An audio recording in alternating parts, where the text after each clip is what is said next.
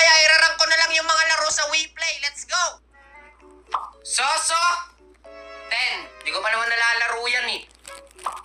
Guess my drawing, number 3. Medyo masaya yan guys, masaya yan laruin. Merge Watermelon, 4. Kung maghanap ka ng pinakasimpleng laro pero masaya, yan na yun. Yan, Space Werewolf, number 2. Isa sa lagi ko nilalaro. Mic Grab, 9. Title Push, 7. Hide and Seek, Matic, number 1 yan. Who's the Spy, 6. Ayan, 4. Pool! 5 ka sa akin. Siyempre, yan na lang yung natitira eh. Pero kung ako talagang tatanungin, pinaka-favorite ko talaga yung hide and seek. Lalo na pag ano ka, ikaw yung magtatago, magpapanggap ka lang na gamit. Diga? Ang saya nun. Kaya kung ako sa inyo, subukan nyo na maglaro nitong WePlay. Diwag.